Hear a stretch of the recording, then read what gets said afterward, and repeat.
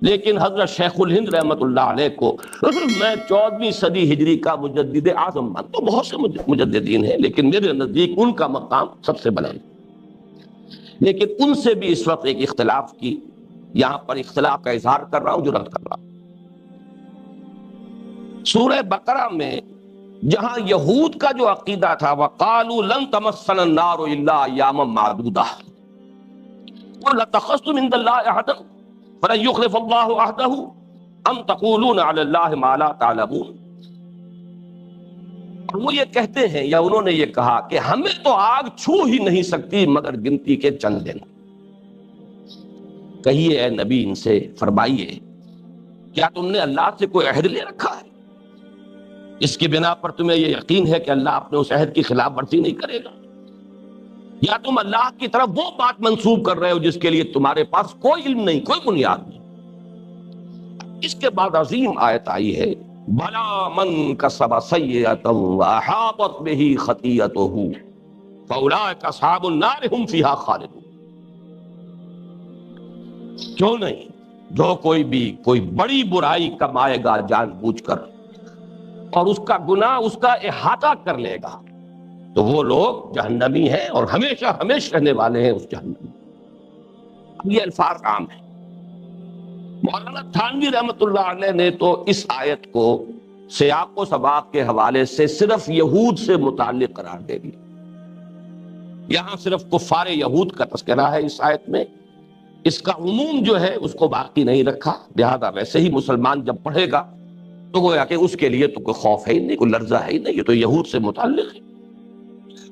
لیکن حضرت شیخ الہند رحمت اللہ علیہ نے ترجمے کے اندر برقرار رکھا ہے الفاظ کے عموم کو. فرماتے ہیں کیوں نہیں جس نے کمایا گناہ اور گھیر لیا اس کو اس کے گناہ نے سو وہی ہیں دوزخ کے رہنے والے اور وہ اسی میں ہمیشہ رہیں گے. لیکن حاشیے پر لکھا ہے، اب وہ حاشیہ میں پڑھ کر سنا رہا. گناہ کسی کا احاطہ کر لے اس کا یہ مطلب ہے کہ گناہ اس پر ایسا غلبہ کر لے کہ کوئی جانب ایسی نہ ہو کہ گناہ کا غلبہ نہ ہو، حتیٰ کہ دل میں ایمان و تصدیق باقی ہوگی تو بھی احاطہ مذکور محقق نہ ہوگا. تو اب کافر ہی پر یہ صورت صادق آ سکتی ہے. اس کو پڑھنے کے بعد کون مسلمان کانپے گا؟ اس آیت کی جو تاثیر ہے یہ لرزار دینے والا اس کا انداز ہے. ترجمے میں عموم باقی ہے. مولانا تھانوی نے تو ترجمے کے اندر بھی کچھ ایسے اضافے کیے بریکٹ میں کہ جس سے اس کی نوعیت جو ہے بدل جاتی ہے. لیکن حضرت شیخ الہند نے ترجمے کے اندر وہ عموم باقی رکھا، لیکن یہ کہ وضاحت کر دی کہ یہ صرف کفر کی حالت کے اندر ہی ہو سکتا ہے، ممکن نہیں.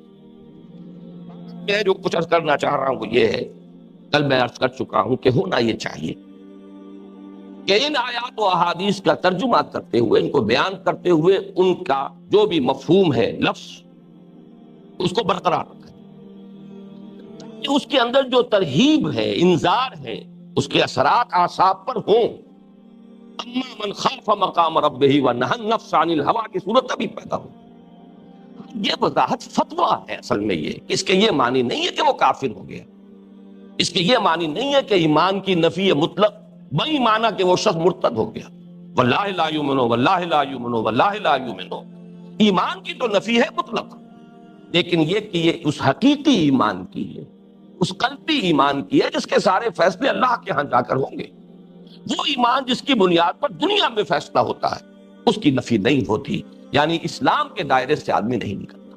یہ فتویٰ ہے، اس کی وضاحت ہونی چاہیے. جیسا کہ میں نے کل بھی عرض کیا تھا کہ سورۃ العصر والے کتابچے میں شروع میں نے وہ وضاحت جو ہے بڑے جلی الفاظ کے اندر لکھتی ہے. اس وضاحت کے بعد کیا ہوگا؟ بین الخوف والرجاء ایک پوزیشن پیدا ہو جائے گی جو مطلوب ہے. ایک طرف دل کانپتا بھی ہے، پتہ نہیں دل کے ایمان کا کیا حال ہے، نہیں اللہ کے ہاں وہ ایمان جو ہے وہ تسلیم ہوگا نہیں ہوگا. یہ بین الخوف والرجاء یہ کہ بہرحال جس درجے میں بھی کلمہ گو ہوں، میں کچھ کوشش بھی کر رہا ہوں، اعمال کے لیے کوشاں ہوں، جو بھی احکام ہیں ان پر عمل پیرا ہونے کی امکانی حد تک سعی کر رہا ہوں، تو ایک امید بھی رہے کہ بہرحال گناہ کبیرہ کے ارتکاب سے انسان اس طرح ایمان سے محروم نہیں ہو جاتا کہ وہ کافر قرار پا جائے. اس طرح در حقیقت ایک معتدل کیفیت پیدا ہوگی جسے تعبیر کیا جاتا ہے بین الخوف والرجا۔ یہی بات آج میں دوبارہ ان الفاظ میں عرض کرنا چاہ رہا ہوں کہ مسئلے کے حل کی آسان اور عام فہم صورت یہ ہے کہ ایمان کے دو پہلو جو میں نے کل بیان کیے تھے، ایک ایمان ظاہری، ایک ایمان باطنی، ایک ایمان قلبی، ایک ایمان لسانی، اقرار باللسان، ایک ایمان وہ کہ جس کا اعتبار اس دنیا میں ہے، ایک ایمان وہ جس کا اعتبار آخرت میں ہوگا۔ اس کے لیے مستقل اصطلاحات جو ہیں وہ در حقیقت ایمان اور اسلام ان کو اختیار کیا۔ اس کی اہمیت اتنی ہے کہ حضرت جبرائیل علیہ السلام کو اللہ تعالیٰ نے خاص طور پر بھیجا، اور میں ذرا چاہتا ہوں آج اس حدیث کے بارے میں ایک روایت میں جو الفاظ آئے ہیں، یہ تین سوال، اخبرنی عن الاسلام، اخبرنی عن الایمان، اخبرنی عن الاحسان، کل سورہ مائدہ کی آیت کے حوالے سے میں ان کے درمیان جو باہمی ربط ہے وہ بیان کر چکا ہوں، لیکن آج میں یہ عرض کرنا چاہتا ہوں کہ ایک روایت میں الفاظ آئے ہیں حضرت عمر رضی اللہ تعالیٰ عنہ سے جو مروی ہے۔ ایک تو یہ کہ یہ عمدۃ القاری اور فتح الباری دونوں میں یہ لکھا ہے کہ یہ حضور کی عمر شریف کے آخری دور کا واقعہ ہے، انسانی شکل میں حضرت جبرائیل علیہ السلام کا آنا مجمع عام کے اندر، اور پھر آ کر آگے بڑھتے چلے جانا، مجمع کو چیرتے ہوئے پورا نقشہ کھینچ دیا حضرت عمر رضی اللہ تعالیٰ عنہ نے۔ جو روایت ہے مسلم شریف کی، اس میں جو روایت حضرت عبداللہ بن عمر سے ہے رضی اللہ تعالیٰ عنہما، اس میں الفاظ ہیں کہ بعد میں جب وہ حضرت جبرائیل چلے گئے، حضور نے فرمایا ھذا جبرائیل جاءکم لیعلمکم دینکم ما دانی فی صورت الا عرفتہ غیر ھذہ الصورہ۔ یہ جبرائیل تھے جو آئے تھے تمہیں تمہارا دین سکھانے کے لیے۔ اب آپ اندازہ کیجئے عمر شریف کا آخری حصہ ہے، قرآن کا اکثر و بیشتر نازل ہو چکا ہے، لیکن کہیں کوئی ضرورت ہے کہ آئے تھے تمہیں تمہارا دین سکھانے کے لیے۔ اور آپ نے فرمایا کہ جب بھی کبھی انسانی شکل میں جبرائیل آئے ہیں میں نے ہمیشہ پہچان لیا، سوائے اس مرتبہ کے کہ میں بھی نہیں پہچان سکا کہ یہ جبرائیل۔ اسی میں اضافہ ایک روایت میں ہے، ایک طریق میں، اراد ان تعلموا اذ لم تسألوا، اللہ نے یہ چاہا یا جبرائیل نے یہ چاہا کہ تمہیں علم حاصل ہو جبکہ تم خود سوال نہیں کر رہے ہو۔ معلوم ہوا کہ کوئی بات تھی ایسی۔ اصل میں یہ مسئلہ، ایمان کا مسئلہ اور اسلام کا مسئلہ اتنا اہم ہے، اتنا بنیادی ہے کہ جس کے لیے وضاحت اللہ تعالیٰ نے بالخصوص اس طور سے کی ہے حضرت جبرائیل علیہ السلام کو انسانی شکل میں بھیج کر، اور ایک اجتماع عام میں سوال کر کے اخبرنی عن الاسلام حضور نے جواب دیا، اور اس میں صرف شہادت کا ذکر ہے ایمان میں سے، شہادت ان لا الہ الا اللہ وان محمد رسول اللہ واقام الصلاۃ وایتاء الزکاۃ وصوم رمضان وحج البیت۔ ایمان کیا ہے؟ ان تؤمن باللہ وملائکتہ وکتبہ، یہاں لفظ ایمان ہے۔ پھر یہ کہ اخبرنی عن الاحسان ان تعبد اللہ، اور جیسا کہ میں عرض کر چکا ہوں ایک روایت میں ہے ان تخش اللہ، ایک روایت میں ان تعمل للہ کانک تراہ فإن لم تکن تراہ فإنہ یراک۔ تو یہ میں نے اس وقت چاہا کہ آپ کو اس کی اہمیت جو ہے اس کا اندازہ ہو جائے، اور یہ بات کہ اسے ام السنہ کیوں کہا گیا، یہ بڑا اہم بنیادی مسئلہ ہے۔ اس دنیا میں مسلمان کس کو سمجھا جائے؟ اسلام کی بنیاد تو ایمان ہے، لیکن اصل ایمان دل میں ہے، وہ ویریفائبل نہیں ہے، اسے ہم دیکھ نہیں سکتے، اس کے بارے میں نفیاً یا اثباتاً کوئی حکم نہیں لگا سکتے، کوئی مفتی نہیں لگا سکتا، کوئی قاضی نہیں لگا سکتا۔ اصولاً بات کہی جا سکتی ہے، یہ بات ایمان کے منافی ہے، یہ بات ایمان کی نفی کرتی ہے، لیکن کسی فرد معین کے اوپر حکم لگانا کہ اس میں ایمان نہیں ہے، یا مثبت طور پر کسی کو سرٹیفکیٹ دے دینا کہ اس میں ایمان ہے، یہ در حقیقت اس دنیا کا کام ہے۔ یہ فیصلے اللہ کے ہاں۔ اصل میں اس ایمان اور اسلام کے فرق کو اگر ہم اپنے سامنے رکھیں اور معاملہ اور گفتگو اس کے اندر بھی اس فرق کو مربوط رکھیں، اسلام ہے، ایمان، اسلام کا دار و مدار اس دنیا سے ہے، ایمان پر سارا دار و مدار آخرت کا۔ یہاں والا اسلام جو ہے اس کا قانونی ایمان ہے جس کا تعلق اقرار باللسان سے ہے، وہ ایمان حقیقی ایمان ہے جس کا تعلق تصدیق بالقلب سے ہے۔ یہ چیزیں اگر سوادے رہیں تو پھر کوئی بھی ان چیزوں کے اندر اشکال نہیں ہوگا۔ اب یہ کہ ایمان اور اسلام کے بارے میں جیسا کہ کل ایک سوال بھی کیا گیا تھا کہ بعض جگہوں پر تو صرف اسلام کا تذکرہ بھی اس شان کے ساتھ ہوا ہے، اس آن بان کے ساتھ ہوا ہے کہ رش آئے گا۔ حضرت ابراہیم حضرت اسماعیل دونوں دعا کر رہے ہیں، ربنا وجعلنا مسلمین لک ومن ذریتنا امۃ مسلمۃ لک۔ اور ظاہر بات ہے یہ کب دعا کر رہے ہیں؟ جبکہ خانہ کعبہ کی تعمیر کر رہے ہیں باپ بیٹا۔ اس وقت حضرت ابراہیم کی عمر کم سے کم 100 برس ہے، 87 برس کی عمر میں تو حضرت اسماعیل کی ولادت ہوئی۔ حضرت اسماعیل اس قابل ہوئے ہیں کہ وہ دست و بازو بن گئے ہیں، تعمیر میں ممد ہیں، معاون ہیں، ساتھ ہیں، کم سے کم 100 برس کی عمر بنے گی۔ اس وقت بھی وہ دعا کر، پھر یہ کہ اذ قال لہ ربہ اسلم قال اسلمت لرب العالمین۔ تو اصل میں یہ جان لیجیے کہ قرآن اور حدیث میں بالعموم اسلام اور ایمان کے الفاظ مترادفات کی حیثیت سے آئے۔ یہ کئی جوڑے ہیں اصطلاحات کے، دینی اصطلاحات کے، کہ جن میں ایک اصول جو ہے معین کیا اہل علم نے کہ اس جوڑے کے جو دو فرد ہیں، افراد، اذا اجتمعا تفرقا واذا تفرقا اجتمعا، اگر تو ان کا علیحدہ علیحدہ ذکر آئے گا تفرقا تو وہ معنی میں ایک ہو جائیں گے، اور اگر ایک جگہ ذکر آئے گا اجتماع تو معنی کے اعتبار سے تفرقہ ان میں فرق آ جائے گا۔ تو اس اعتبار سے نوٹ کیجئے کہ ویسے اسلام ہے ایمان کا مظہر خارجی، ایمان ہے اسلام کی اعتقادی بنیاد، یہ دونوں لازم و ملزوم ہیں۔ جیسا کہ میں نے کل بھی عرض کیا تھا کہ مطلوب تو ایمان وہ ہے جو تصدیق بالقلب اور اقرار باللسان دونوں کے ساتھ ہو۔ جب یہ دونوں چیزیں ہیں تو میں انگریزی زبان کا وہ محاورہ استعمال کیا کرتا ہوں اس کی وضاحت کے لیے کہ call the rose by any name it will smell as sweet۔ آپ پھول جو ہے گلاب کا اسے کوئی نام دے دیں اس کی خوشبو تو وہی رہے گی۔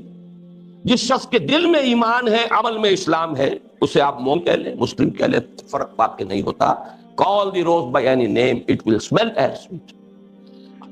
یہ کہ جہاں وہ مجتمع ہو گئے ہوں، ایک دوسرے کے تقابل میں آ رہے ہوں، وہاں مفہوم معین کرنا پڑے گا کہ اب یہاں پر ان کے مابین کیا فرق و تفاوت۔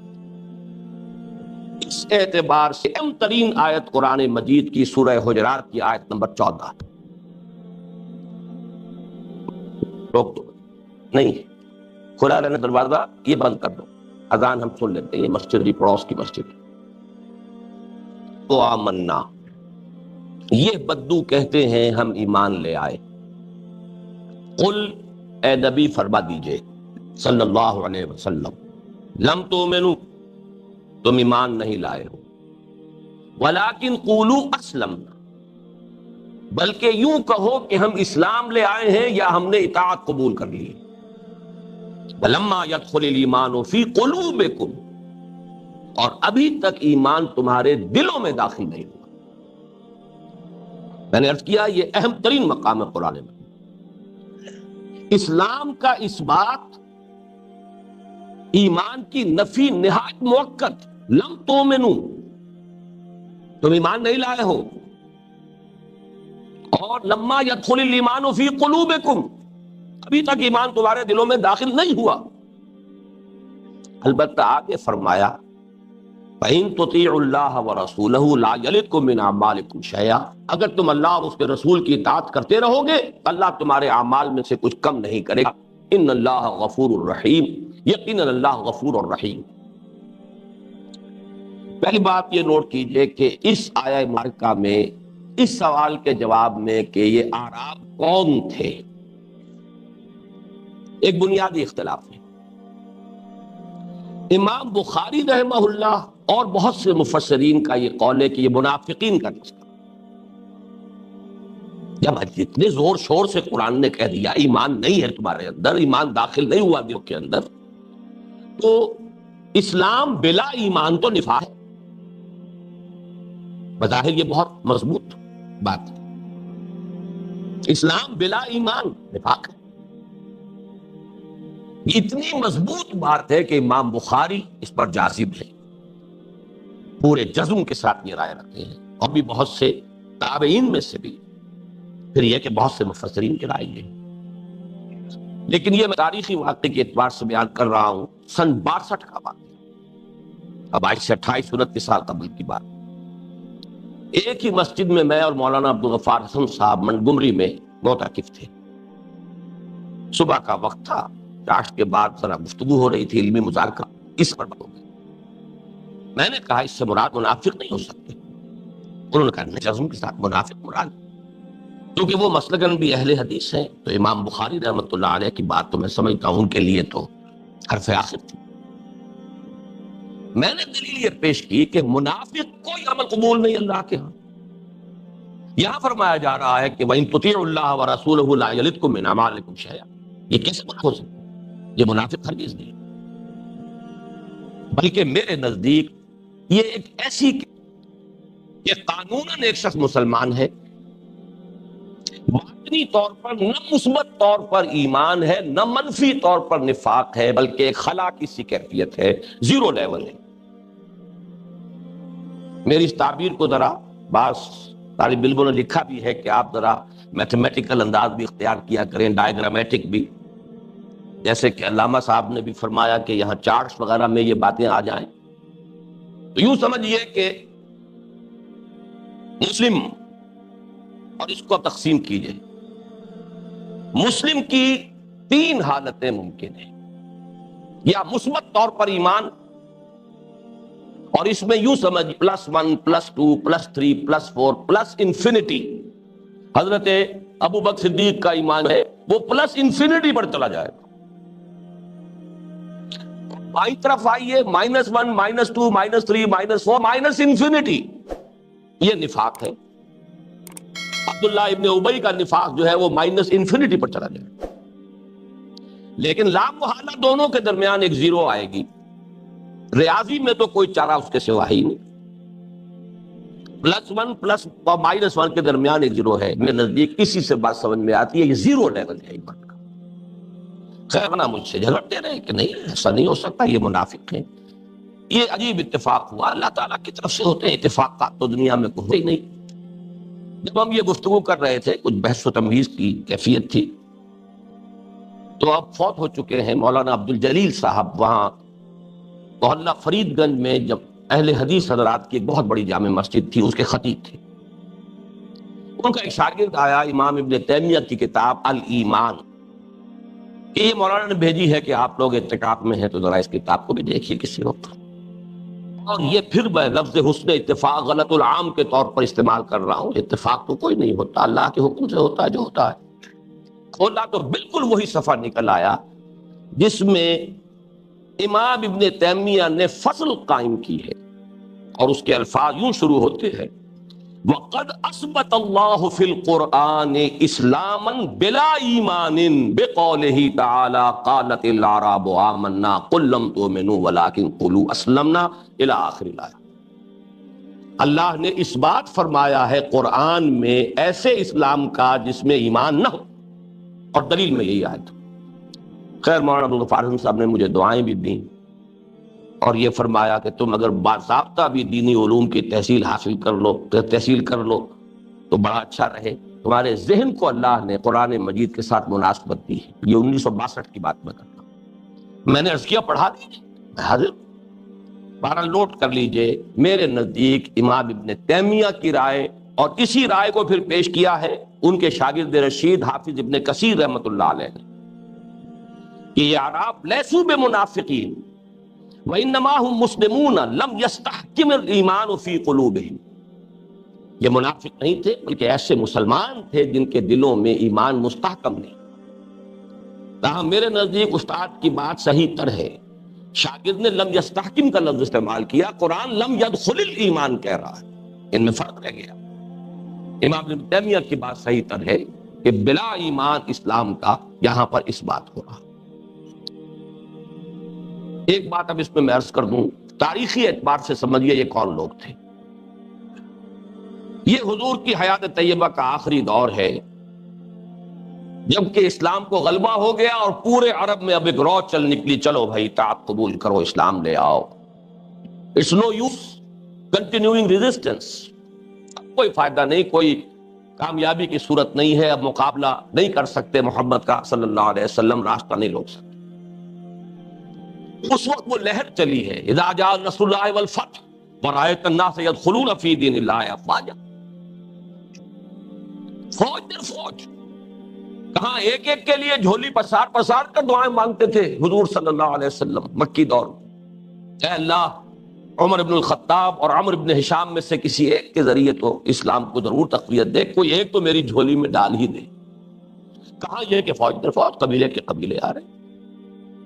اب اس میں ظاہر بات ہے ایسے لوگ بھی ہو سکتے تھے جو پہلے ایمان لا چکے ہوں لیکن اپنے قبیلے کے خوف کی وجہ سے ابھی تک ظاہر نہ کیا، جس کے میں نے کل آپ کو جس کے بارے میں بیان کیا۔ ایسے بھی ہو سکتے تھے جو اس وقت صدق دل سے ایمان لے آئے، دل ایمان ان کے دلوں میں داخل ہو گیا۔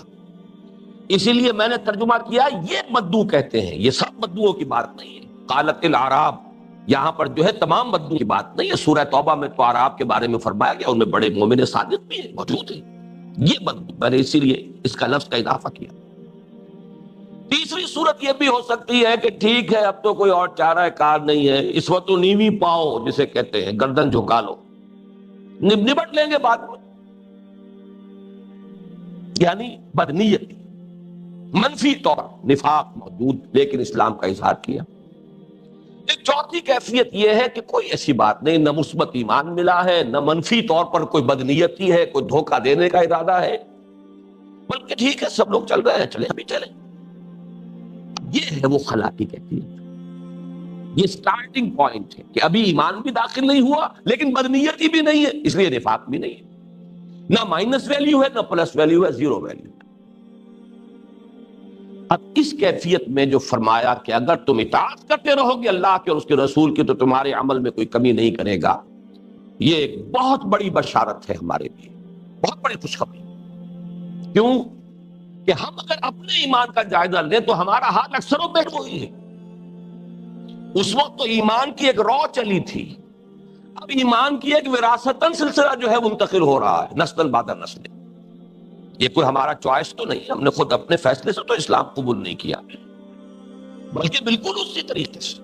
البتہ خدا نہ خواستہ نفاق بھی نہیں ہے، اللہ یہ کہ جن کے دل میں ہو وہ دوسری بات ہے۔ اکثر و بیشتر لوگ منافق بھی نہیں ہیں، مومن بھی نہیں ہے، منافق بھی نہیں، لیکن اس حال میں بھی اگر اطاعت کرتے رہیں گے تو اللہ تعالیٰ اطاعت کو قبول فرما لے گا۔ بہت بڑی بشارت ہے، اور چونکہ یہ اصولی اعتبار سے ایک رعایت ہے، کنسیشن ہے۔ قانون تو یہ ہونا چاہیے کہ ایمان کے بغیر کوئی اطاعت قبول نہ ہو، لیکن یہاں اللہ تعالیٰ نے رعایت کی ہے، اس لیے آیت کو ختم کیا ان اللہ غفور الرحیم، اللہ غفور اور رحیم ہے۔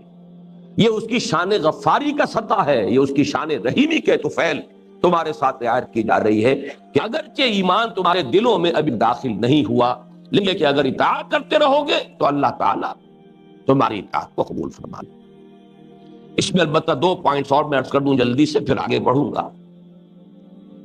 نمبر 1 یہ کہ یہ حالت مستقل نہیں ہو سکتی، یہ سمجھانے کے لیے بغرض تفہیم زیرو لیول میں کہہ رہا ہوں، زیرو لیول پر آدمی زیادہ دیر قائم رہ نہیں سکتا۔ ثبات ایک تغیر کو ہے زمانے میں، سکون محال ہے قدرت کے کارخانے، آدمی یا ادھر جائے گا یا ادھر جائے گا، یا منفی کی طرف اس کی پیش قدمی ہوگی اور یا مثبت جانب۔ لیکن سمجھانے کے لیے یہ بات سٹارٹنگ پوائنٹ کے اعتبار سے یہ بہت اہم ہے۔ البتہ اس میں استثناء ہے، وہ میں بعد میں عرض کروں گا، وہ استثناء کے یہ 0 پوائنٹ پر بھی آدمی مستقل کھڑا رہ سکتا ہے، ایک استثنائی کیفیت ہے، وہ بعد میں بیان کروں گا، لیکن یہاں قاعدہ کلیہ بیان کر رہا ہوں کہ یہ در حقیقت نظری اعتبار سے، اصولی اعتبار سے ایک حقیقت بیان کی گئی ہے کہ جو گویا کہ نقطہ آغاز ہے، ورنہ یا تو آدمی چلے گا دائیں طرف ایمان کی طرف یا آگے بڑھے گا بائیں طرف اور نفاق کی طرف۔ دوسرے یہ کہ اس آیت میں جو بہت بڑی بشارت آئی ہے اس کے ساتھ ایک انذار بھی بریکٹ کر لیجیے، اور وہ یہ کہ اطاعت صرف اطاعت کلی کو کہتے ہیں۔ طے کر لے آدمی کہ جزوی اطاعت کرنی ہے تو وہ اطاعت نہیں ہوگی، کبھی غلطی ہو گئی، خطا ہو گئی، گناہ کا صدور ہو گیا، توبہ کر لے انسان، یہ بالکل دوسری بات ہے۔ طے کر لے کہ مجھے جزوی اطاعت نہیں کرنی ہے، کچھ احکام قبول ہے کچھ نہیں قبول، تو یہ اطاعت نہیں. افتؤمنون ببعض الکتاب وتکفرون ببعض فما جزاء من يفعل ذلك منكم الا خزي في الحیاۃ الدنیا ویوم القیامۃ یردون الی اشد العذاب. تو کیا تم ہماری کتاب کے ایک حصے کو مانتے ہو، ہماری شریعت احکام کے، اور ایک حصے کو رد کر دیتے ہو؟ تو جو کوئی بھی یہ طرز عمل اختیار کرے گا اس کی کوئی سزا نہیں ہے اس کے سوا کہ دنیا میں ذلیل و خوار کر دیے جائیں اور آخرت میں شدید ترین عذاب میں جھونک دیے. تو میرا طریقہ یہی ہے کہ جہاں یہ بشارت سناتا ہوں، اگر ہم اپنے گریبانوں میں جھانکیں اور دیکھیں کچھ خلاص کوئی یقین والی بات تو نظر نہیں آ رہی، تو گھبراؤ نہیں، اس لیے کہ بغیر اس کے بھی اللہ تعالیٰ اطاعت قبول کر لے. یہ اس کی شان غفاری اور شان رحیمی کا صدقہ ہے. لیکن اطاعت جو ہے، اطاعت نام اطاعت کلی کی، ادخلوا فی السلم کافہ، اسلام میں بھی داخلہ جو ہے کل کا کل سموچا پورا کا پورا داخلہ ہوگا. ہاں خطا ہو جائے، کبھی غلبہ جذبات کے تحت، کبھی ماحول کے اثرات کے تحت، کبھی غفلت اور نسیان اور ذہول کے باعث وہ ہو جائے، وہ کوئی بات نہیں. اس میں آدمی جو ہے توبہ کرتا ہے، اللہ معاف فرمانے والا. انما التوبۃ علی اللہ للذین یعملون السوء بجہالۃ ثم یتوبون من قریب. اللہ نے اپنے ذمے لیا ہے توبہ قبول کرنا اپنے ان بندوں کی کہ جو جہالت میں، نادانی میں، جذبات کی رو میں بیٹھ کر بہہ کر کوئی غلط حرکت کر بیٹھتے، پھر جلدی توبہ کر لیں. اب آئیے، کل کے قرض میں ابھی ایک چیز اور باقی ہے، اور یہ چیز وہ ہے جس میں امام ابو حنیفہ رحمۃ اللہ علیہ اور امام بخاری رحمۃ اللہ علیہ کا جو موقف ایمان کے بارے میں ہے اس میں تضاد بہت ہی نمایاں ہے. اگرچہ وہ تضاد ظاہری ہے، وہ میں عرض کر دوں گا، اس میں بھی موافقت ہے، لیکن بظاہر تو بعد المشرقین کا معاملہ ہے. اور وہ یہ ہے کہ رئیس المحدثین امام بخاری رحمہ اللہ فرماتے ہیں ایمان کے بارے میں یزید و ینقص، وہ بڑھتا بھی ہے گھٹتا بھی. اور سید الفقہاء امام ابو حنیفہ رحمہ اللہ فرماتے ہیں لا یزید ولا ینقص، نہ کم ہوتا ہے نہ بڑھتا. لفظ دوبارہ استعمال کرو، بظاہر تضاد، انتہائی تضاد، بظاہر بعد المشرقین، بلکہ بڑے تاکید الفاظ. اب اس اشکال کا حل کیا ہے؟ اس میں سب سے پہلے تو میں امام بخاری کے موقف میں جو تائید ہے اس کی چند آیات آپ کو سنا رہا ہوں. قرآن سے ثابت ہے ایمان کا اضافہ. سورہ آل عمران کی آیت نمبر 173، جب لوگوں سے، اہل ایمان سے کہا گیا کہ ان الناس قد جمعوا لکم، بڑی جمعیت آ گئی ہے تمہارے خلاف، بہت سے لوگ جمع ہو کر آ گئے ہیں، بڑا لشکر آ گیا ہے، فخشوہم، تو ڈرو ان سے، زادہم فزادہم ایمانا، ان کے ایمان میں اور اضافہ. سورہ انفال میں فرمایا وَإِذَا تُلِيَتْ عَلَيْهِمْ آيَاتُهُ زَادَتْهُمْ ایمانا، جب انہیں اللہ کی آیات پڑھ کر سنائی جاتی ہیں ان کے ایمان میں اضافہ ہو جاتا ہے. سورہ احزاب میں فرمایا وَلَمَّا رَأَى الْمُؤْمِنُونَ الْأَحْزَابَ قَالُوا هَذَا مَا وَعَدَنَا اللَّهُ وَرَسُولُهُ وَصَدَقَ اللَّهُ وَرَسُولُهُ وَمَا زَادَهُمْ إِلَّا إِيمَانًا وَتَسْلِيمًا. وہ 12,000 کا لشکر 3 اطراف سے جو گھیرے پڑا ہوا تھا مدینہ منورہ کو، اب محسوس ہوتا تھا کہ جیسے ایک دیا جل رہا ہے، اب بجھا کہ اب بجھا، آندھیوں سنبھل کے چلو اس دیار میں، امید کے چراغ جلائے ہوئے ہیں ہم. ایسا جھکا 12,000. لیکن یہ کہ اہل ایمان، منافقین کا نفاق ظاہر ہو گیا، انہوں نے صاف کہا ہمیں جھوٹے اور وعدے کیے گئے، ہم سے سب بات دکھائے گئے. ما وعدنا اللہ ورسولہ الا غرورا، جو وعدے بھی کیے اللہ نے اور اس کے رسول نے وہ دھوکہ ثابت ہوئے. ہم سے کہا تھا کیسر و کسرا کے خزانے تمہارے قدموں میں آئیں گے، حال یہ ہے کہ ہم قضائے حاجت کے لیے نہیں نکل سکتے گھروں سے. منافقین کا نفاق ظاہر، لیکن اہل ایمان کا فلما رأى المؤمنون الأحزاب قالوا هذا ما وعدنا الله ورسوله وصدق الله ورسوله وما زادهم إلا إيمانا وتسليما. ان میں کوئی اضافہ ہوا ایمان میں اور اسلام اور تسلیم اور سپردگی. سپردم میں تو مایا خیشہ. سورہ توبہ میں فرمایا وَإِذَا مَا أُنزِلَتْ سُورَةٌ فَمِنْهُم مَّن يَقُولُ أَيُّكُمْ زَادَتْهُ هَٰذِهِ إِيمَانًا فَالَّذِينَ آمَنُوا فَزَادَتْهُمْ إِيمَانًا وَهُمْ يَسْتَبْشِرُونَ وَأَمَّا الَّذِينَ فِي قُلُوبِهِم مَّرَضٌ فَزَادَتْهُمْ رِجْسًا إِلَىٰ رِجْسِهِمْ وَمَاتُوا وَهُمْ كَافِرُونَ۔ یہ منافقین جو ہے استہزاء کیا کرتے تھے جب کوئی نئی صورت نئی آیات نازل ہوتی تھی، حضور وہی سناتے تھے کہ یہ تازہ وہی آئی ہے، تو استہزاء کہتے تھے منافق بھئی کس کس کے ایمان میں اضافہ ہوا؟ اس کا جواب دیا جائے جو تو واقعی صاحب ایمان ہے ان کے ایمان میں تو لازماً اضافہ ہوتا ہے جو بھی نئی وحی آتی ہے اس کے ذریعے سے۔ البتہ جن کے دلوں میں روگ ہے تو قرآن کی نئی آیات کے نزول سے بھی ان کے رجس، ان کی گندگی ہی میں اضافہ ہوتا ہے، اس لیے کہ قرآن کی شان ہی ہے یضل بہ کثیرا ویہدی بہ کثیرا۔ ایک طرف تو یہ آیات ہیں جو ثابت کر رہی ہیں کہ ایمان بڑھتا ہے، کمی کے لیے احادیث نبویہ نہایت صراحت سے گناہوں سے دل سیاہ ہو جاتا ہے۔ دل ہی تو ہے نا ایمان کا جو مسکن کہہ لیں، وہ طاق کمشکات فیہا مصباح المصباح فی زجاجہ، وہ کہاں ہے؟ یہ تو سینہ ہے، اسی میں تو دل ہے، اس سے دل میں ایمان ہے۔ ایک گناہ کیا داغ پڑ گیا، توبہ کی تو دھل گیا، توبہ نہیں کی پھر گناہ کیا پھر داغ، پھر گناہ کیا پھر داغ، یہاں تک کہ سیاہ ہو گیا دل۔ اور حضور نے اپنی مٹھی بند کر کے فرمایا پھر دل اس طرح بند ہو جاتا جس پر کہ پھر مہر کر دی، ختم اللہ علی قلوبہم وطبع اللہ علیہم، حدیث سے ثابت ہے۔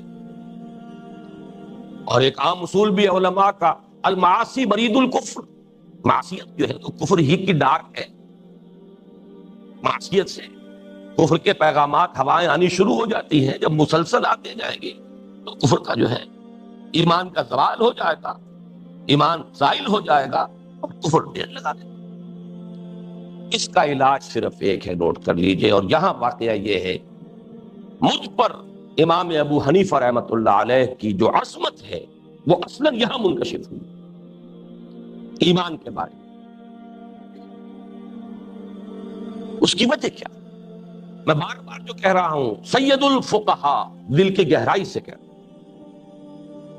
میرا یہ اذعان ہے کہ جس قدر اللہ نے قانون اور دستور کا سینس دیا تھا حضرت امام ابو حنیفہ رحمۃ اللہ علیہ کو، اور میرے ان کی حد تک کسی دوسرے شخص میں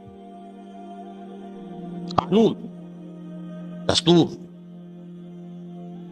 اس کا ایک خاص سینس ہوتا ہے، اس کی ایک خاص سمجھ ہوتی ہے، چونکہ وہ فقیہ ہیں، ان کی نگاہ ہر وقت معاملات کے قانونی پہلو پر ہے۔ قانونی پہلو جو ہے ایمان یعنی اسلام، وہ یقیناً جامد ہے، نہ گھٹتا ہے نہ بڑھتا ہے، اس لیے کہ اس اسلام کے ذریعے سے در حقیقت انسان کو اسلامی معاشرے یا اسلامی ریاست میں ایک لیگل اور کانسٹیٹیوشنل سٹیٹس حاصل ہوتا، اس کے حقوق ہیں، مسلمان کی حیثیت سے معاشرے کے اندر اس کے حقوق ہیں، اسلامی ریاست میں اس کے حقوق ہیں، ان میں تمام مسلمان برابر ہیں، قانونی سطح پر تمام مسلمان برابر ہیں، قانونی سطح پر اسلام بالکل مساوی، جس کی مثال میں یہ دیا کرتا ہوں سادہ ترین بڑی آسانی سے سمجھ میں آنے والی، کہ اگر، اور میں انتہائی چیزیں جمع کر رہا ہوں اس میں، اگر بالفرض ابو بکر صدیق رضی اللہ تعالی عنہ جو سید المومنین ہیں اور عبداللہ ابن ابی علیہ ما علیہ جو رئیس المنافقین ہے، بالفرض یہ ایک باپ کے بیٹے ہوتے تو وراثت میں حصہ برابر ملتا، ابو بکر کو زیادہ نہ ملتا، عبداللہ ابن ابی کو کم نہ ملتا، وراثت میں برابر۔ بڑے سے بڑا متقی ہو ایک بھائی اور دوسرا جو ہے فاسق و فاجر ہے مسلمان، وراثت میں دونوں کا حصہ برابر۔ یہ ہے وہ قانونی سطح، ایمان کا قانونی پہلو، لا یزید ولا ینقص، یہ ایک لیگل کانسٹیٹیوشنل سٹیٹس ہے جو جامد مطلق ہے، نہ گھٹتا ہے نہ بڑھتا، اور اس کے سوا کوئی صورت ہے ہی نہیں۔ آج کی دنیا میں ہم کہیں گے شہری حقوق، ریاست کے شہریوں کے جو حقوق ہیں، تمام مسلمان ایک دوسرے سے برابر ہیں، المسلم کفو لکل مسلم، مسلمان کفو ہے ایک دوسرے کا برابر ہے، کانسٹیٹیوشنل رائٹس، قانونی حقوق سب سے برابر۔ یعنی ایمان کا قانونی پہلو جسے ہم اسلام سے تعبیر کر رہے ہیں، اس سطح پر سب مسلمان برابر ہیں، لیکن وہ حقیقی ایمان جو اندر ہے، کون کہہ سکتا ہے کہ وہ نہ گھٹتا ہے نہ بڑھتا ہے؟ قرآن مجید کی ان سری آیات کے ہوتے ہوئے وہ ایمان تو گھٹتا بھی ہے بڑھتا بھی ہے، ہر شخص کا ذاتی تجربہ ہے۔ قرآن پڑھیے، ذکر کیجئے، اہل یقین کی صحبت میں بیٹھیے، آپ کو خود محسوس ہوگا کہ اندر کوئی چیز بڑھ رہی ہے۔ غافلوں کی صحبت میں بیٹھیے، ٹھٹھے لگائیے، ہوش گوئی کیجئے، خود محسوس ہوگا کہ جو کچھ تھا یہاں پر وہ بھی پگھل رہا ہے، جا رہا ہے، کمی ہو رہی ہے، کچھ تھا اگر تو وہ بھی جا رہا ہے، ہر شخص کا تجربہ۔ یہاں میں جلد دفعہ کی عرض کیا اسلام اور ایمان، یا یوں کیجئے ایمان دو حصے، قانونی ایمان اقرار باللسان اس کی بنیاد ہے، شہادتین، نطق بالشہادتین، اسی کا دوسرا نام اسلام ہے۔ اور یہ اسلام، یہ ایمان قانونی لا یزید ولا ینقص، اس میں عمل علیحدہ ہے، عمل جداگانہ اینٹیٹی ہے، اس ایمان کا جز نہیں ہے عمل، اور یہ ایمان نہ گھٹتا ہے نہ بڑھتا ہے۔ ادھر حقیقی ایمان لائیے، اس کی بنیاد تصدیق بالقلب ہے، وہ یقین قلبی سے عبارت ہے، اس سطح پر عمل اس کا جز بن جاتا ہے، دونوں مل کر ایک آرگینک ہول، ایک حیاتیاتی اکائی بن جاتے ہیں، اور یہ ایمان گھٹتا بھی ہے بڑھتا بھی۔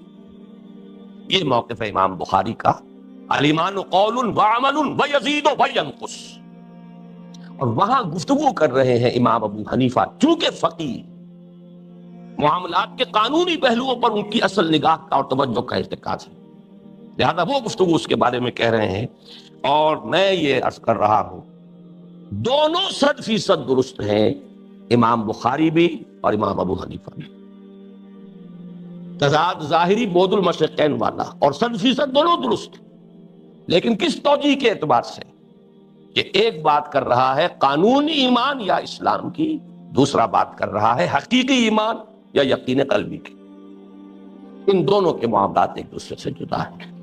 میں نے ایمان اور عمل کے موضوع پر جو کچھ مجھے عرض کرنا تھا اللہ کے فضل و کرم سے اس کی تکمیل کر لی۔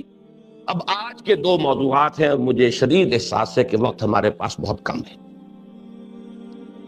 دیکھیے ان میں سے ایک کور کر سکیں تو ایک کو پھر کل اس کو عرض رکھنا ہوگا۔ پہلا ہے ایمان اور جہاد۔ سورہ حجرات کی ہم نے آیت نمبر 14 پڑھی، اب نمبر 15 پہ آ جائیے،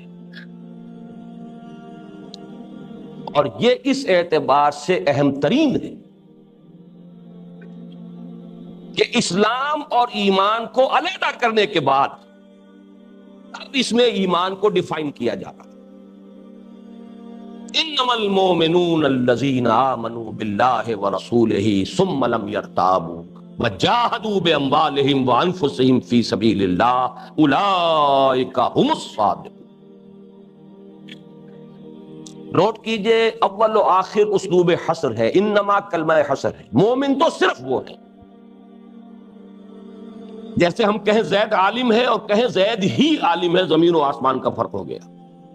زید عالم ہے، دوسرے بھی ہیں، ہو سکتے ہیں، زید ہی عالم ہے، دوسروں کی نفی ہو گئی۔ انما المومنون، مومن صرف وہ ہیں، کون ہیں؟ جو دو پری کوالیفیکیشنز پوری کریں، الذین آمنوا باللہ ورسولہ ثم لم یرتابوا، جو ایمان لائے اللہ پر اور اس کے رسول پر پھر شک میں نہیں پڑے۔ یہ یقین کی تعبیر کے لیے اس سے زیادہ خوبصورت الفاظ ہو ہی نہیں سکتے، بلکہ مثبت طور پر لفظ یقین آتا تو وہ زور پیدا نہ ہوتا جتنا ثم لم یرتابوا، پھر شک میں ہرگز مبتلا نہیں۔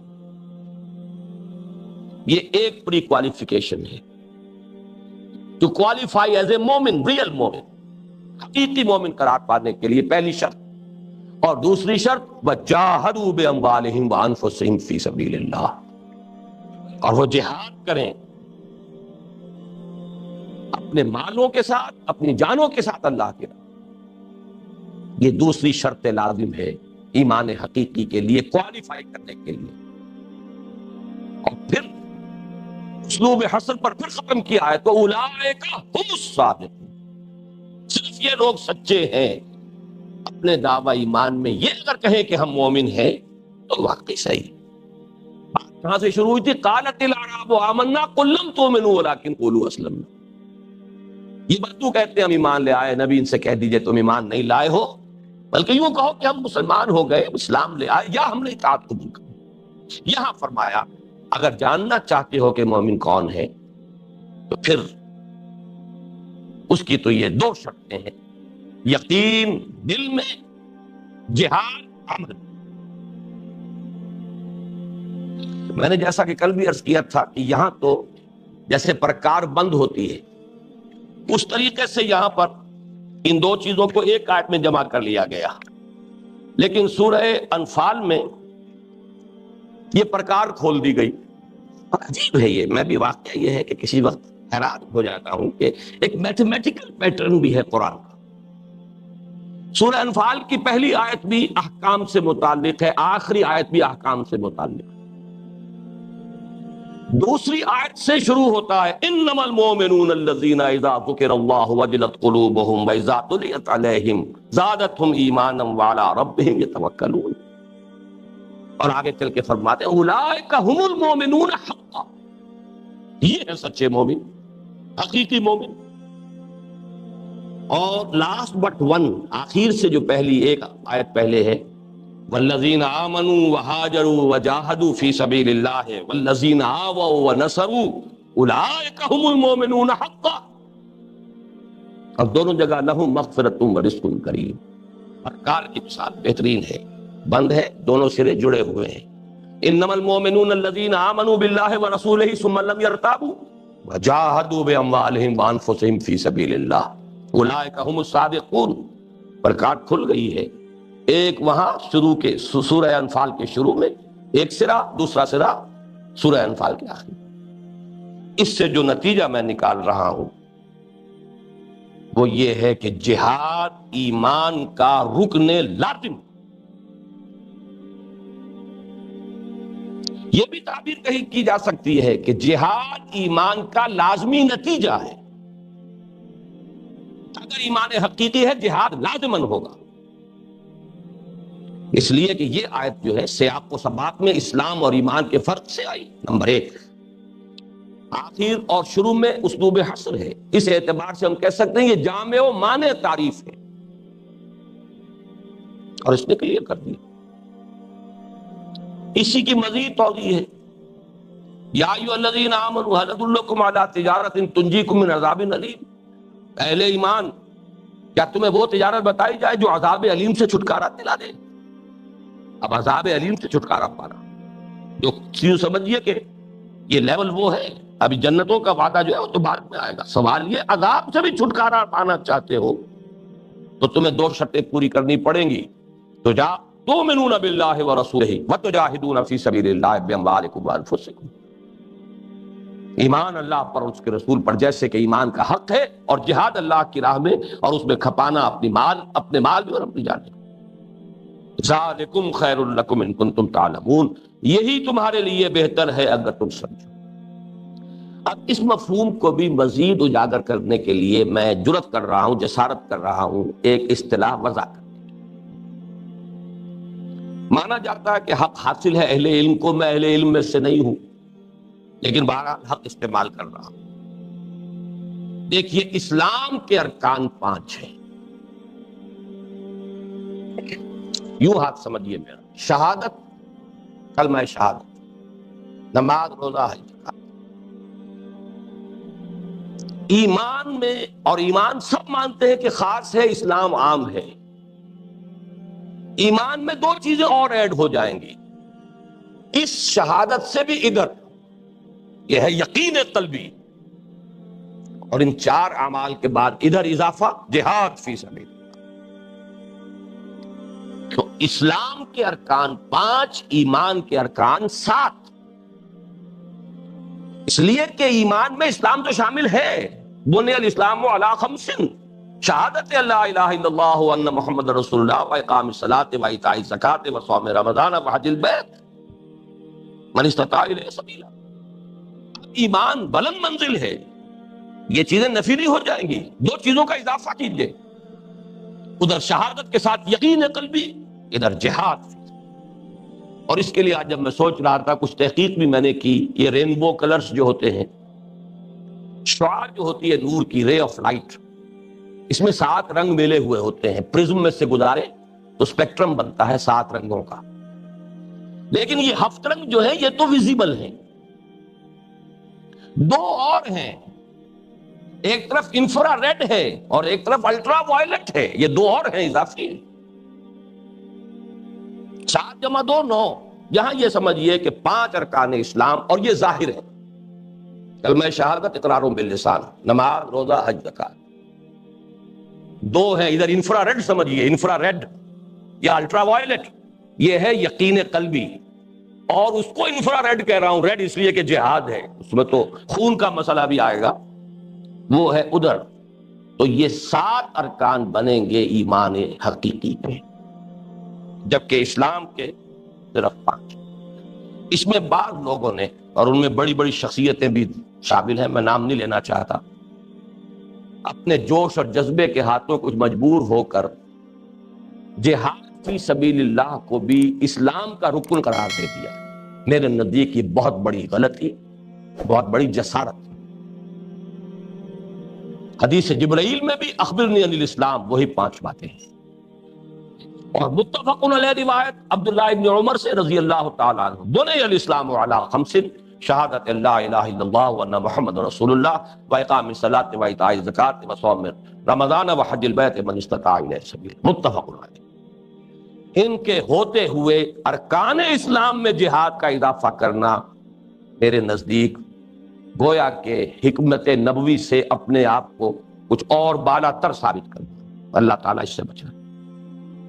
ہاں ایمان ہے، بالکل لگا بات، انما المؤمنون الذین آمنوا باللہ ورسولہ ثم لم یرتابوا، یقین قلبی، وجاہدوا باموالہم وانفسہم فی سبیل اللہ، یہ جہاد فی سبیل اللہ۔ بہرحال جو نتیجہ نکالنا تھا وہ یہ، جہاد ایمان کی شرط لازم کہہ لیں، پری ریکویزٹ کہہ لیں، رکن کہہ لیں، باہم لازم و ملزوم، لیکن کون سا ایمان؟ قانونی ایمان نہیں۔ اب قانونی ایمان کے تو ہم گفتگو کریں گے نہیں، آج اس وقت سے وہ ختم ہو گئی، اب جو بھی ہے کل بھی گفتگو ہوگی، پرسوں بھی ہوگی، اور اب بھی جو ہونی ہے وہ حقیقی ایمان سے بحث سے ساری۔ اس حقیقی ایمان کا رکن لازم ہے جہاد فی سبیل اللہ۔ اب اس کے بارے میں چند باتیں میں تیزی کے ساتھ عرض کر دوں۔ ان موضوعات پر 2 گھنٹے 4 گھنٹے کے میرے درس تقریریں موجود ہیں، اس وقت یوں سمجھیے کہ میں خلاصے بیان کر رہا ہوں۔ جہاد کے بارے میں 4 مغالطے ہیں جو مسلمانوں کو لاحق ہیں، ظلمات بعضها فوق بعض، مغالطے پر مغالطہ، گمراہی پر گمراہی۔ پہلا مغالطہ یہ کہ جہاد کے معنی جنگ ہے، جڑ ہی غلط۔ جہاد اور قتال 2 اصطلاحات ہیں قرآن کی، اگرچہ یہ بھی اسی طرح ہے، اذا اجتمع تفرقا واذا تفرقا اجتمع،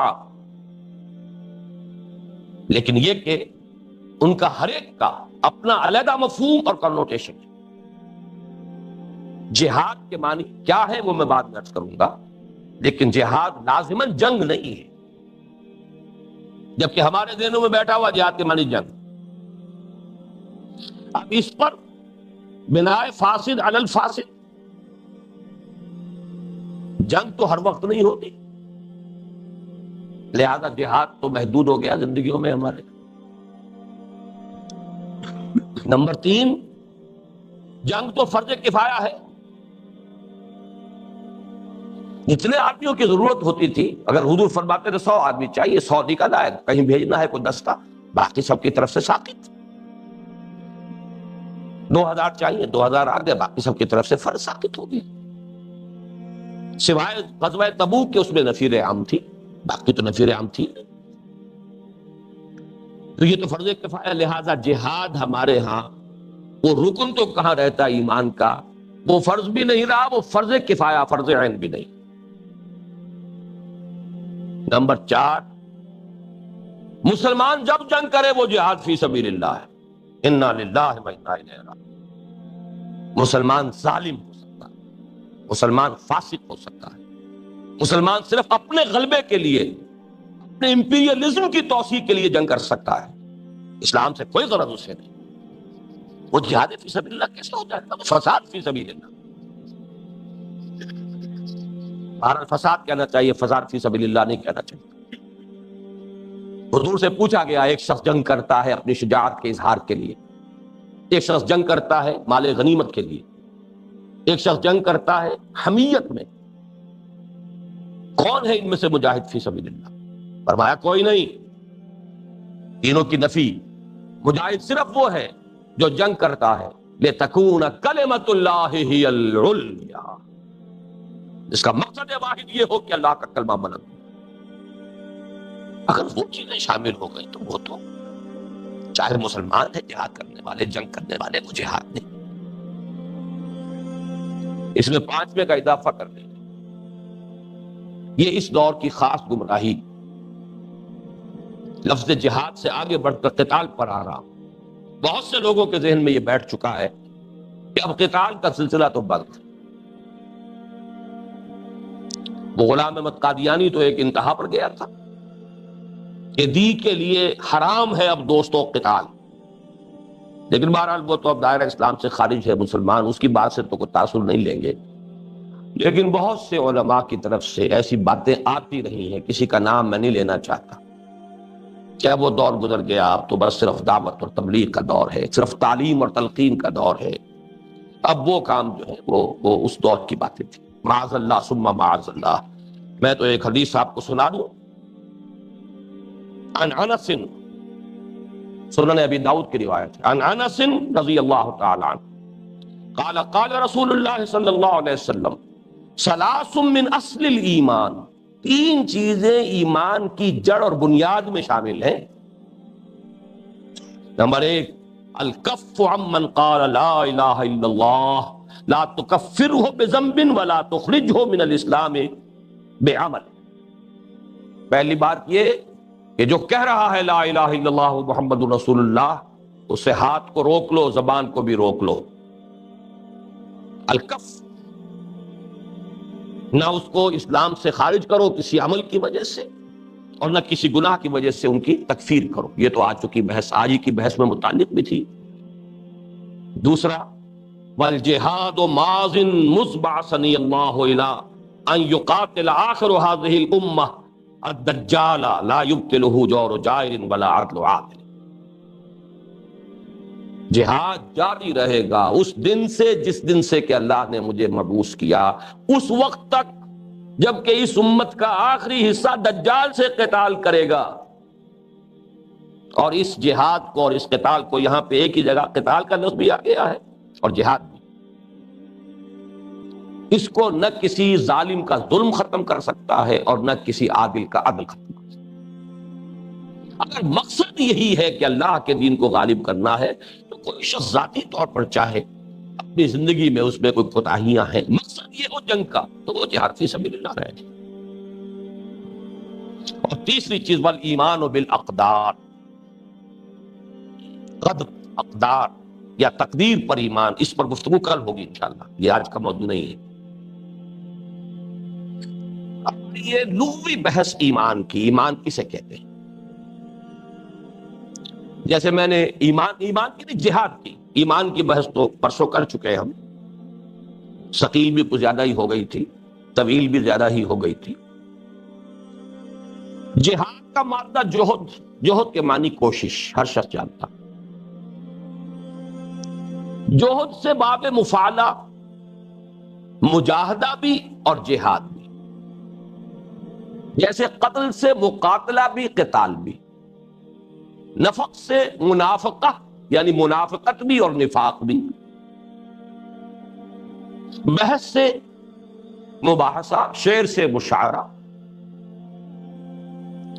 یہ جو باب مفاعلہ ہے اس کے دو خواص بہت اہم ہیں اور بنیادی ہیں، اور دونوں کو ظاہر کرنے کے لیے بھی اسی وزن کے الفاظ: مبالغہ، کسی شے میں مبالغہ پیدا کرنے کے لیے شدت، تاکید، اور مقابلہ، مقابلہ بھی باب مفاعلہ ہے، یعنی جوہد جو ہے یک طرفہ عمل ہے، آپ کوشش کر رہے ہیں، لیکن جب آپ کی کوشش کے راستے میں کسی اور کی کوشش آڑے آ گئی، اب جب کوشش سے مقابلہ کرے گی تو یہ مجاہدہ ہے یا جہاد ہے۔ قتل یک طرفہ عمل ہے، ایک شخص جا رہا ہے گولی مار دی، اس کے پاس تو نہ ہتھیار تھا نہ اسے خیال تھا، لیکن ادھر سے بھی ایک شخص آ گیا ہے قتل کرنے کے لیے دوسرے کو، وہ بھی اس کو قتل کرنے کے در پہ ہے۔ اب یہ مقاتلہ ہے یا قتال، یک طرفہ عمل۔ جب قتل کے لیے دونوں در پہ ہو تو مقاتلہ، یک طرفہ کوشش، جوہد، کوششوں کا مقابلہ، کوششوں کا ٹکراؤ، یہ جہاد یا جہاد۔ فارسی میں ہم ایک لفظ غلط العام کے طور پر استعمال کرتے ہیں، کشمکش۔ کشمکش کا اصل مفہوم اور ہے فارسی میں۔ فارسی میں آپ اس جہاد کے مفہوم کو ادا کریں گے کشاکش، رسہ کشی، ادھر سے وہ کھینچ رہے ادھر سے وہ کھینچ رہے۔ اور وہ شعر مجھے یاد آ گیا ہے: کشاکش خس دریا ہے دیدنی کوثر، الجھ رہے ہیں زمانے سے چند دیوانے۔ کشاکش انگریزی میں بھی عرض کر دوں، جوہد کیا ہے؟ To exert oneself, one's utmost for something، یہاں لفظ for آئے گا، preposition for آئے گا۔ To exert one's utmost for something، اور جہاد کا ترجمہ ہوگا to struggle for some cause against something۔ struggle میں against، struggle against heavy odds۔ تو جوہد اور جہاد میں یہ فرق۔ نوٹ کیجئے اس جہاد کے 3 مراحل ہیں جلی، اور کچھ مراحل ہیں خفی۔ پہلا جہاد، جیسے ہی ایمان دل میں داخل ہو گیا، میں اس کو نقشہ کھینچ دینا چاہتا ہوں۔ یہ دل ہمارے جسم میں ہے، اس جسم میں کچھ حیوانی داعیات بھی ہیں، اینیمل انسٹنکٹس بھی ہیں، نفس امارہ بھی ہے، خواہشات بھی ہیں، شہوات بھی ہیں۔ اب کشمکش شروع ہو جائے گی، کشاکش۔ ایمان کا تقاضا کچھ اور ہے، اللہ کی بات مانو، نفس کہہ رہا نہیں میری بات مانو، مجھے یہ چیز پسند ہے، ایمان کہتا ہے یہ حرام ہے، ایمان مجھے روکے ہے تو کھینچے ہے مجھے کفر، کعبہ میرے پیچھے ہے کلیسا میرے آگے۔ کشاکش اندر شروع ہو، یہ ہے سب سے اہم، سب سے بنیادی جہاد۔ ممکن نہیں ہے کہ دل میں ایمان آئے اور اندر یہ کشاکش شروع نہ ہو جائے، یا پھر وہ ایمان نہیں۔